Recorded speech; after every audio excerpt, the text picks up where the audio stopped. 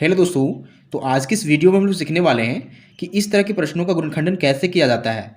तो देखिए, हमारा पहला प्रश्न है 2x² प्लस 10x प्लस 12 और दूसरा प्रश्न है 2x² प्लस 10x माइनस 12। आने की सिर्फ यहाँ प्लस और माइनस का फर्क है, यहाँ प्लस 12 है, यहाँ माइनस 12 है। तो चलिए इस वीडियो में हम लोग इन दोनों प्रश्नों को बहुत ही डिटेल में समझने वाले हैं। तो अगर आप गुणनखंडन करना नहीं जानते हैं तो इस वीडियो को पूरा देखिए ताकि आपको कोई भी कन्फ्यूजन ना बचे गुणनखंडन से संबंधित। तो चलिए स्टार्ट करते हैं क्वेश्चन नंबर 1 से। तो देखिए, गुणनखंडन करने का जो पहला स्टेप होता है, हम देखते हैं कि यहाँ जो पहला पद है x², इसके पहले कौन सी संख्या है। तो यहाँ देखिए 2 है, यानी कि इस x² के साथ जो गुना में है वो 2 है। और जो अंतिम संख्या है उसे ढूंढिए। तो अंतिम संख्या यहाँ 12 है, जिसके साथ किसी भी x वाला टर्म नहीं जुड़ा हुआ है, सिर्फ यह नंबर है यानी कि संख्या है, बाकी सभी में x वाले टर्म जुड़े हुए हैं। तो आप क्या कीजिए, यहाँ जो पहली संख्या 2 है और जो अंतिम संख्या 12 है, इन दोनों को गुना करना होता है। देखिए, अगर हम गुना करते हैं तो हमें क्या मिलता है, 2 गुना 12 हमें मिलेगा 24। तो हमें 24 मिल चुका है। अब हमें दो ऐसी संख्याएं ढूंढनी है जिसे अगर हम गुना करें तो इस 24 के बराबर यानी 24 मिले, और जिसे अगर हम जोड़ें तो हमें इस बीच वाली संख्या यानी इस प्रश्न के जो बीच वाली संख्या 10 है, जिसके साथ सिर्फ x वाला टर्म जुड़ा हुआ है, इसके बराबर मिले, यानी कि हमें 10 मिलना चाहिए। दो ऐसी संख्या ढूंढनी है जो दोनों शर्तों को पूरा करता हो, यानी कि गुना करने पर 24 मिलता हो और जोड़ने पर हमें 10 मिलता हो। जोड़ क्यों रहे हैं, देखिए यहाँ जोड़ का साइन क्यों दे रहे हैं, ध्यान दीजिए कि इस 12 के पहले जो साइन लगा हुआ है वो प्लस का है, तो यहाँ हमें जोड़ना पड़ेगा, यानी कि जोड़ने से हमें 10 मिलना चाहिए। तो चलिए ढूंढते हैं ऐसे संख्याएं। तो ढूंढने का जो तरीका होता है, देखिए यहाँ जो हमें गुना करने पर जो संख्या मिल रही है 24, इस 24 को हम लोग अभाज्य गुणनखंडन करेंगे। तो अभाज्य गुणनखंडन कैसे करते हैं, ध्यान दीजिए। जैसे आप एलसीएम निकालते हैं तो इस तरह का एक फॉर्मेट बनाते हैं और भागा देना शुरू करते हैं। तो सबसे छोटी अभाज्य संख्या से यहाँ भागा देंगे। तो सबसे छोटी अभाज्य संख्या 2 है, 2 से भागा दीजिए तो 12 बार में जाएगा। अब फिर से देखिए 2 से भागा जा रहा है तो बिल्कुल जा रहा है, कितने आएगा, 6 आएगा। फिर से चेक कीजिए तो 2 से भागा जाएगा कितनी बार में, 3 बार में। अब यहाँ देखिए 2 से भागा नहीं जाएगा, तो अगली अभाज्य संख्या 3 है, उससे भागा दीजिए। तो 3 से 3 को भागा देंगे तो 1 मिलेगा। अब हमारा गुणनखंडन हो चुका है। इसे हम 24 बराबर लिख सकते हैं। तो 24 बराबर हम लिखेंगे इसे, देखिए क्या है, 2 गुना 2 गुना 2 गुना 3, यानी 2 गुना 2 गुना 2 गुना 3, यानी इस 24 का जो अभाज्य गुणनखंडन है वो इस प्रकार है। अब हमें क्या करना है, देखिए इन्हीं संख्याओं के प्रयोग से हमें दो नंबर्स ऐसे ढूंढने हैं जिन्हें गुना करेंगे तो 24 मिलेगा और जिन्हें जोड़ेंगे तो 10 मिलेगा। तो ऐसे नंबर कैसे ढूंढेंगे, देखिए यहाँ दिमाग लगाना होता है, आपको एक दूसरे पर प्रयोग करके देखना होता है कि ऐसी संख्या कैसे मिलती है। मान लीजिए अगर हम इन दोनों को गुना करते हैं तो हमें क्या मिलता है, हमें मिलेगा 4। देखिए हमें इन दोनों को गुना करने पर यहाँ 4 मिल रहा है। अब अगर इन दोनों को गुना करते हैं 2 गुना 3 तो क्या मिलेगा, 6। तो यहाँ से हमें दो नंबर्स ऐसे मिल रहे हैं, देखिए 4 और 6। इसे अगर हम गुना करेंगे देखिए 24 मिल जाएगा, 4 गुना 6 24, और 4 6 को अगर जोड़ेंगे तो 10 मिल जाएगा। तो अभाज्य गुणनखंडन करने के बाद जो नंबर से आ रहे हैं उन्हीं नंबर्स यानी उन्हीं संख्याओं के प्रयोग से ऐसी दो संख्या हम ढूंढ रहे हैं। तो हमें संख्या मिल चुकी है जो 4 और 6 है।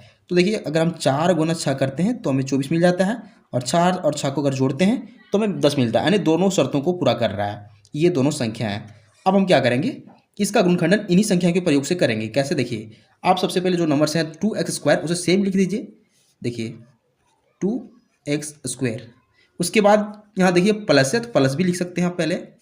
अब ध्यान दीजिए इस 10x को हमें चेंज करना है, किसमें, इस 4 + 6 में। लेकिन यहाँ x का टर्म है यानी इसके साथ x भी जुड़ा हुआ है, तो इन दोनों के साथ हम लोग x जोड़ देंगे, यानी 4x + 6x कर देंगे। देखिए 10x के बदले हम लोग 4x + 6x कर देंगे, क्योंकि इन दोनों को जोड़ेंगे तो हमें सेम वैल्यू मिलने वाला है जो 10x हो जाएगा। अब यहाँ जो बचा हुआ टर्म है 12, उसे +12 लिख दीजिए। तो हम लोग इन्हें 4 अलग अलग पदों में तोड़ चुके हैं।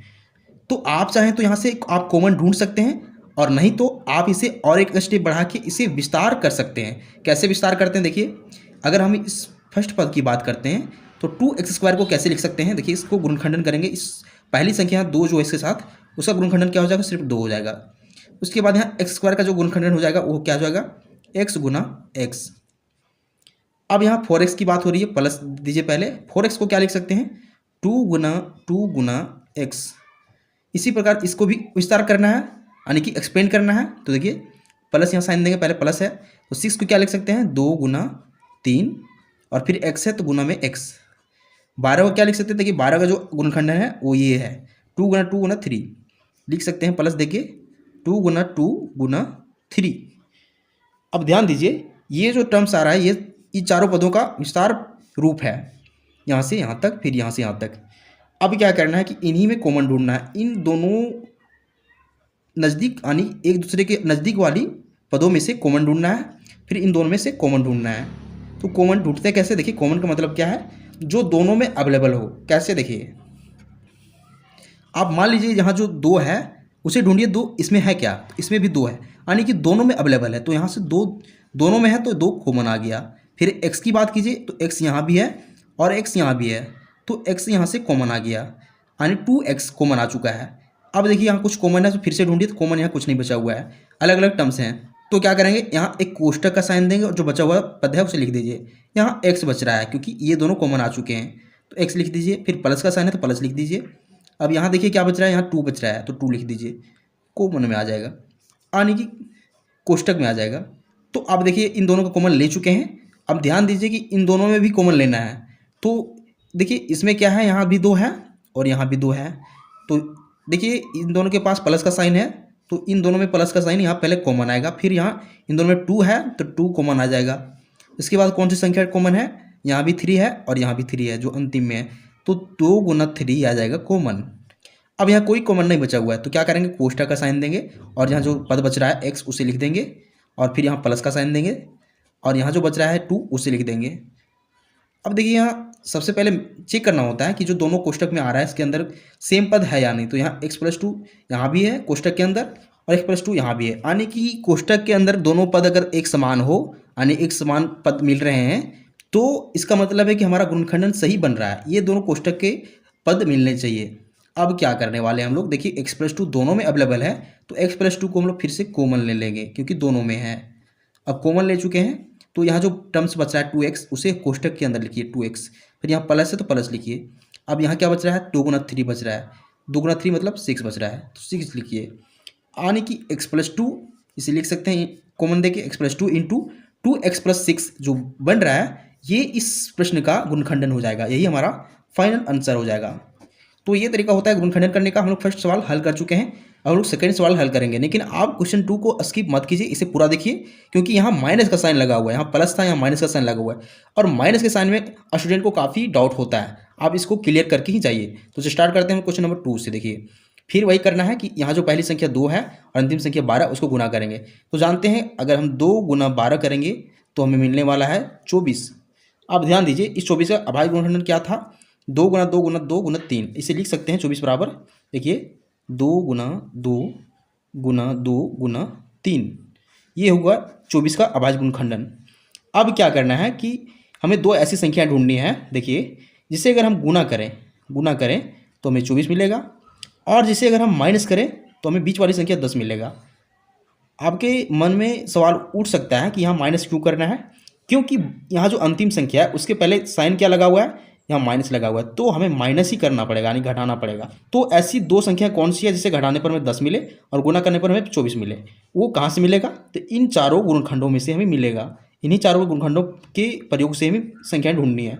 देखिए कैसे ढूंढते हैं, तो आप यहाँ ध्यान दीजिए, अगर हम गुना करते हैं इस 3 को 2 से, फिर 2 को 2 से, यानी कि 3 दूना 6, 6 दूना 12 हो रहा है, यानी कि इनका जो गुणनफल आ रहा है 12 आ रहा है, और जो बच गया 2, यानी कि इसे 2 गुना 12 लिख सकते हैं। 2 संख्या में 2 और 12 मिल चुका है, तो अगर हम देखिए 2 गुना 12 करें तो क्या हमें 24 मिल रहा है, फिर अगर हम 12 में 2 माइनस करें तो क्या हमें 10 मिल रहा है, यानी कि ये दोनों शर्त फिर से पूरा हो रहा है, और ये संख्या क्या क्या है, 2 और 12 है।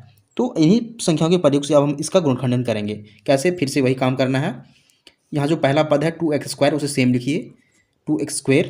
अब यहाँ इस प्लस 10x को चेंज करना है इसके फॉर्म में, यानी यहाँ 12x - 2x हो जाएगा।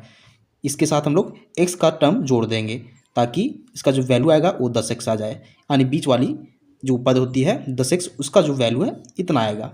तो इसे लिख सकते हैं 12x - 2x, यहाँ प्लस का साइन देना है क्योंकि पहले प्लस है। इस 10x को लिखेंगे 12x - 2x। अब यहाँ -12 अंतिम में उसे भी लिखिए। अब हमें क्या करना है, फिर से एक्सपेंड करना है, तो हम 2x² को लिख सकते हैं 2 गुना x गुना x। 12x को क्या लिख सकते हैं 2 गुना 2 गुना 3 गुना x। इस 2x को क्या लिख सकते हैं -2 गुना x। यहाँ 12 को क्या लिख सकते हैं -2 गुना 2 गुना 3। ये हो गया इन चारों पदों का विस्तार फॉर्म यानी विस्तार रूप। अब क्या करना है, यहाँ से कॉमन ढूंढना है इन दोनों आमने सामने वाले पदों से, फिर यहाँ भी कॉमन ढूंढना है। तो देखिए इसमें कॉमन क्या आ जाएगा, इस पद में और इस पद में। यहाँ 2 है तो यहाँ भी 2 है, यहाँ x है तो यहाँ भी x है, और कुछ कॉमन यहाँ नहीं मिल रहा है तो क्या करेंगे 2x को कॉमन ले लेंगे और यहाँ कोष्टक का साइन देंगे और जो बचा हुआ पद है x उसे लिख देंगे। फिर यहाँ प्लस है बीच में तो प्लस लिखिए, और यहाँ देखिए ध्यान दीजिए यहाँ 2 गुना 3 बच रहा है, यानी कि 2 गुना 3 6 बच रहा है। तो इसमें कॉमन ले चुके हैं, अब यहाँ कॉमन लेना है इन दोनों पदों में। तो ध्यान दीजिए कि यहाँ दोनों में माइनस का साइन है, यहाँ भी माइनस है और यहाँ भी माइनस है, तो हम पहले माइनस को कॉमन लेंगे क्योंकि दोनों में है। अब यहाँ संख्याएं ढूंढनी है कॉमन को, तो यहाँ 2 है और यहाँ भी 2 है, तो 2 यहाँ कॉमन आएगा। फिर देखिए कुछ कॉमन है तो फिर ढूंढिए, कॉमन यहाँ कोई संख्या नहीं है, यानी x भी यहाँ कॉमन नहीं है, तो क्या करेंगे सिर्फ कॉमन 2 आएगा। अब यहाँ कोष्टक दीजिए, फिर जो बच गया x वाला पद उसे लिख दीजिए। अब यहाँ देखिए साइन क्या आएगा, तो साइन यहाँ हम लोग माइनस को कॉमन ले चुके हैं, इसलिए यहाँ आप प्लस आने वाला है क्योंकि हम लोग माइनस को कॉमन ले चुके हैं। अब जो बच गया पद यहाँ 2 गुना 3 बच रहा है, 2 गुना 3 कितना हो जाएगा 6 हो जाएगा। अब देखिए फिर से कोष्टक के अंदर सेम पद है 6x + 6 x + 6, यानी कि हमारा गुणनखंड सही बन रहा है। ये होता है जांच करने का तरीका। अब क्या करना है कि x + 6 को फिर से कॉमन लेना है क्योंकि दोनों में अवेलेबल है, तो x + 6 कॉमन आ जाएगा। और जो यहाँ बचा हुआ पद है 2x उसे यहाँ लिख देंगे क्योंकि बचा हुआ है, फिर यहाँ माइनस का साइन है तो माइनस लिखिए, फिर यहाँ बचा हुआ पद 2 है। x + 6 × 2x - 2 ये इस प्रश्न का गुणनखंडन हो जाएगा, यही हमारा आंसर हो जाएगा। तो ये तरीका होता है इस तरह के सवालों को हल करने का। तो उम्मीद करते हैं आपको मेथड समझ में आ चुका होगा। तो अगर आपको वीडियो पसंद आता है तो वीडियो को लाइक कीजिए एंड चैनल को सब्सक्राइब जरूर कीजिए क्योंकि हम इसी तरह का वीडियो बनाते रहते हैं जो आपके काम का हो। Thank you.